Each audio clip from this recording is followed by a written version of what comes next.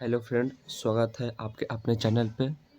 आज हम पढ़ाने वाले हैं बीपीएससी टीआरई जो स्टेट नीट एवं अन्य सभी परीक्षा स्तरीय टीजीटी पीजी परीक्षा के लिए महत्वपूर्ण है। ठीक है, तो आज हम पढ़ाने वाले हैं वन लाइनर क्वेश्चन जो आपके सवाल में पूछे जाते हैं। म्यूजिक का है, संगीत का सवाल है। तो देखिए, पहला क्वेश्चन है सनातन धर्म के अनुसार संगीत की उत्पत्ति किससे मानी गई है? सनातन धर्म के अनुसार संगीत की उत्पत्ति ओम से मानी गई है। किससे मानी गई है? ओम से मानी गई है। ओम से मानी गई है। ओम से मानी गई है। नेक्स्ट है आ उ मा का क्या अर्थ है? आ से ब्रह्मा, उ से विष्णु, मा से महेश। ठीक है। नेक्स्ट है नारदीय शिक्षा ग्रंथ की रचयिता कौन है? नारद मुनि। नारद मुनि। नेक्स्ट, संगीत में किसे समाहित किया गया है? गायन, वादन, नृत्य। संगीत में किसे समाहित किया है? गायन मतलब हो गया गाने वाला, गायन हो गया गाने वाला, वादन बजाने वाला, नृत्य नाचने वाली। ठीक है, तो तीन चीज जो है संगीत में समाहित किया गया है। नेक्स्ट है पक्षियों व पक्षियों की ध्वनि से स्वर की उत्पत्ति मानी है? नारदीय शिक्षा से नारद मुनि मानी है। नारद मुनि। प्राचीन शास्त्रों में संगीत को किसकी उपाधि दी गई है? गांधर्व। गांधर्व। गांधर्व। गांधर्व। नेक्स्ट है भारतीय संगीत किस काल में कर्नाटकी व हिंदुस्तानी संगीत में विभाजित हुआ? तो इसका हो जाएगा पूर्व मध्यकाल के अंत में। पूर्व मध्यकाल के अंत में। नेक्स्ट है ऋग्वेद की गे ऋचाओं से सामवेद के रूप किसकी रचना की गई? साम संहिता। साम संहिता। साम संहिता। सर्वप्रथम वैदिक काल में कितने स्वर प्रचलित थे? तीन। तीन। पहला है उदात, अनुदात, स्वरित। वे सुपंडित जो सामूहिक स्वरों में सामगान करते थे कहलाते हैं रीतिबीज। रीतिबीज। रीतिबीज। रीतिबीज। नेक्स्ट है प्रमुख रीतिबीजों की संख्या कितनी होती है? तीन होती है। पहला प्रस्तोता, उद्गाता और प्रतिहर्ता। नेक्स्ट है सर्वप्रमुख रीतिबीज किस कहते हैं? उद्गाता को कहते हैं। उद्गाता को कहते हैं। उद्गाता को कहते हैं। नेक्स्ट है संगीत की धाराएं मानी जाती है दो। पहला मार्गी और सेकंड देसी। नियमबद्ध व अपरिवर्तनीय संगीत कहलाता है मार्गी। मार्गी। मार्गी। मार्गी। नियमापेक्षित शिथिल व परिवर्तनीय संगीत क्या कहलाता है? देसी। देसी। देसी। वन लाइनर क्वेश्चन है, ध्यान दीजिएगा। नाट्य शास्त्र की रचना कब मानी जाती है? नाट्य शास्त्र की रचना कब मानी जाती है? दूसरी सदी और पांचवी सदी में। दूसरी सदी और पांचवी सदी में। समुद्रगुप्त कौन सा वाद्य यंत्र बजाते थे? जो समुद्रगुप्त जो थे, जो कौन सा वाद्य यंत्र बजाते थे? तो बीना बजाते थे। 300-600 ईस्वी में। 300-600 ईस्वी में क्या बजाते थे? बीना बजाते थे। ठीक है। बृहदेशी पुस्तक का रचना काल कौन है? 6वीं सदी। मतंग मुनि थे। मतंग मुनि थे। जाति गायन का प्रबंध गायन के रूप में विस्तार किस ग्रंथ में मिलता है? संगीत रत्नाकर 13वीं सारंगदेव सप्ताध्यायी। सेकंड है तमिल संगीत का विकास किस काल में हुआ?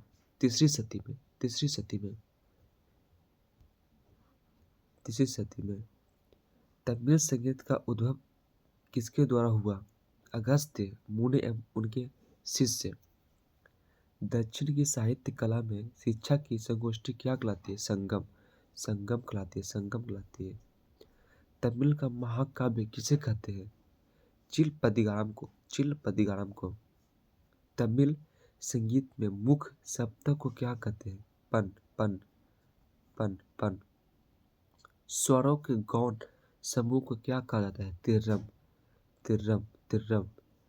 परिवर्तनीय क्षेत्रों के सप्तक को क्या कहते थे? मुलयपन, मुलयपन, मुलयपन।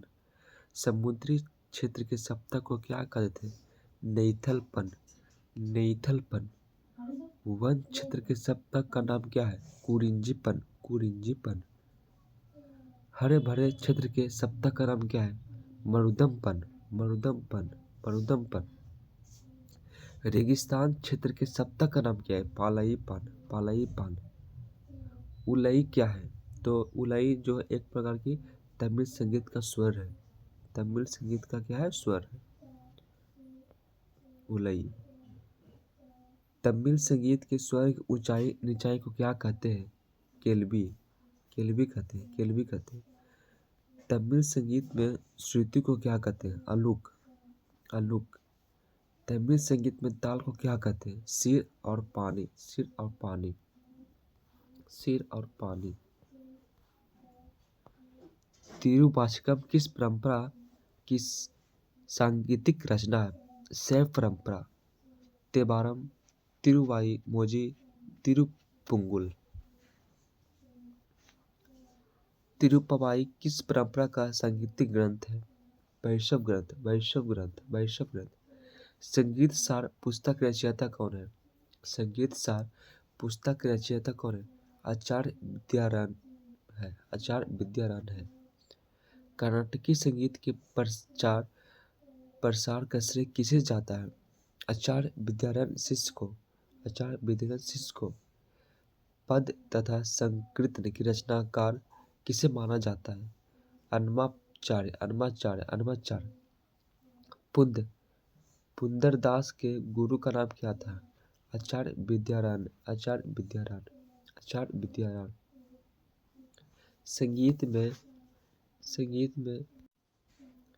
संगीत में आधार स्वर किसे कहा जाता है? सा को कहा जाता है, सा को, सा को, सा। किताब ए नौरस के रचनाकार कौन है? इब्राहिम आदिल शाह द्वितीय, इब्राहिम आदिल शाह द्वितीय। पंडिताराध्य चैतन्य के लेखक कौन है? सोमनाथ, सोमनाथ, सोमनाथ है। प्रबंध में कौन से प्रकार के ध्रुव पद का विकास हुआ? सालग शुद्ध, सालग शुद्ध। प्रबंध में ढेकी है शुद्ध शुद्ध, शुद्ध शुद्ध, शुद्ध शुद्ध। उस गीत प्रकार का नाम बताइए जिसमें खटकेदार तानों का प्रयोग होता है? टप्पा, टप्पा, टप्पा का प्रयोग होता है, टप्पा का। सारंग ने संगीत रत्नाकाल में राग के कितने लक्षण बताए हैं? 13 बताए हैं। राग के लक्षण 13 बताए हैं। 10 विध राग वर्गीकरण की व्याख्या किस ग्रंथ में की गई है? संगीत रत्नाकर, संगीत रत्नाकर, संगीत रत्नाकर। राग विबोध के रचनाकार कौन है? सोमनाथ, सोमनाथ ही है। राग विबोध के रचनाकार कौन है? सोमनाथ। भरत भास की रचना किसने की? नान्यदेव, नान्यदेव। बृहदेशी में मतंग ने कुल कितने अलंकार माने हैं? 33 को, 33 को अलंकार माने हैं।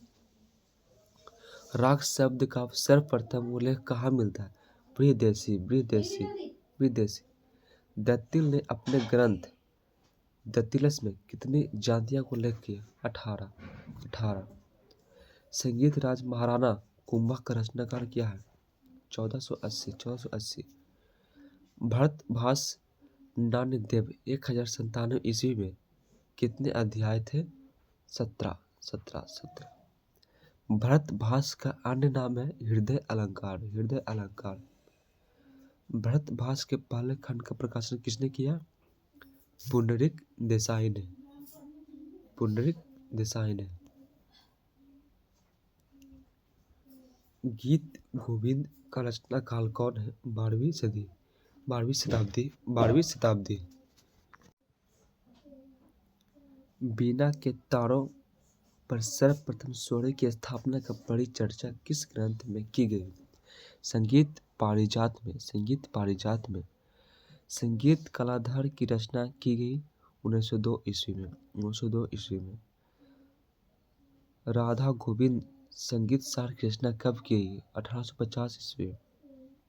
सितार का पहला तार होता है लोहे का।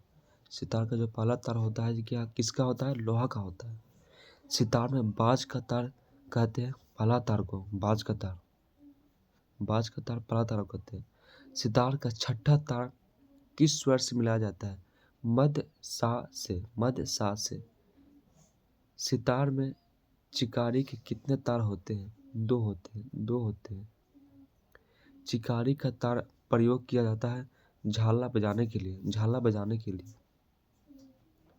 सितार पर दो स्वरों को एक दूसरे के बाद सिद्धता से बजाना कहलाता है जमजमा। तो आज का सेशन यहीं तक, फिर कल मिलेंगे अगले वन लाइन क्वेश्चन पे। ठीक है, धन्यवाद।